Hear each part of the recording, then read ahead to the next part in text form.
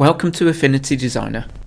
In this video we're going to create a film noir style illustration starting from a photograph.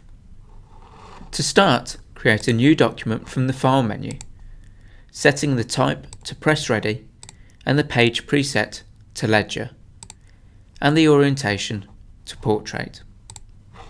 Select the Place Image tool from the Tools panel, select your chosen image and then drag across the workspace to add the photo to the page at the size you require. I'm going to trace this photo, but to help me create a film noir style, I'm going to apply a threshold adjustment first. I do this by selecting the photo in the Layers panel and then clicking this icon, and then selecting Threshold from the pop-up menu. In the dialog, drag the slider to the right to convert areas to black. The darkest areas of the photo will be converted first, and then lighter areas as you move to the right. The final percentage setting will vary dramatically depending on your photo, but somewhere around 40 to 60% usually works well.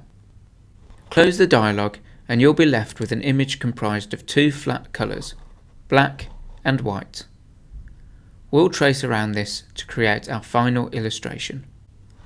On the Layers panel, create a new layer using this icon and then click on the name to rename it.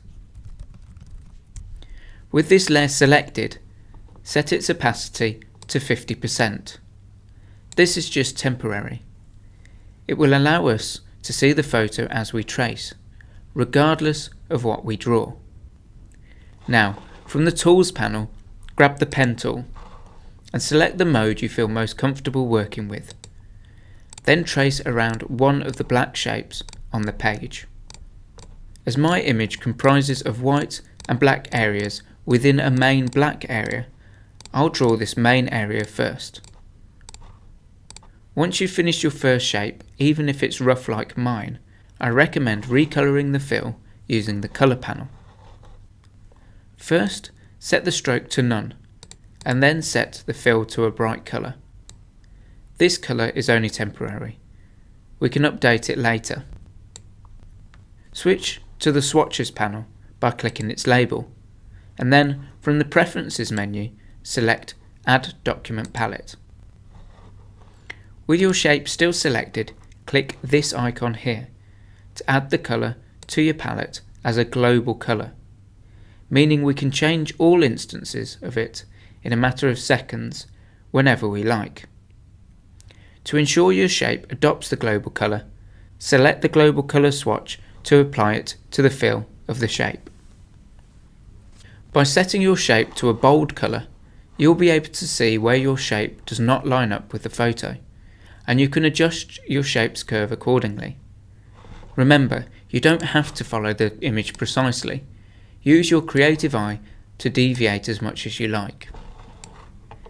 Next, create a new layer, rename it, and then nest it inside the top illustration layer, like so. This will contain all the light areas of the illustration. With this layer selected, trace around your first white area, and, once complete, use the Quick Access White Swatch on the Swatches panel to set the shape to white. Then add this as a global colour as we did previously. Add another layer above the layer containing your light areas within the illustration layer to accommodate any remaining black areas of your illustration. Draw these and fill them with a bright global colour. Then go back and draw any remaining white areas on the appropriate layer. Once you've drawn all of the illustration's shapes, select the top level illustration layer and using the Rectangle tool, draw a rectangle which encompasses the entire page. Ensure this rectangle sits at the bottom of the layer by clicking this icon on the toolbar and fill it using the white global colour. Now, return your top level layer to 100% opacity and you'll see your illustration in all its glory. As you've used global colours throughout, you can now quickly adjust the two colours in your illustration to suit your preferences. Right-click on the bright global colour and select Edit Fill.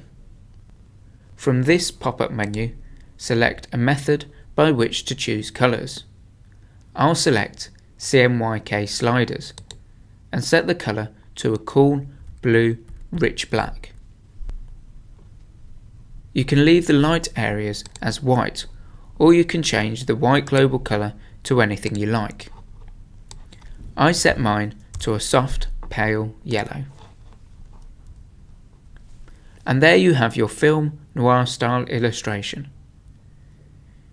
You can find out more information about the pen tool and global colours using our comprehensive help system and other video tutorials, all accessible via the help menu. Thanks for watching.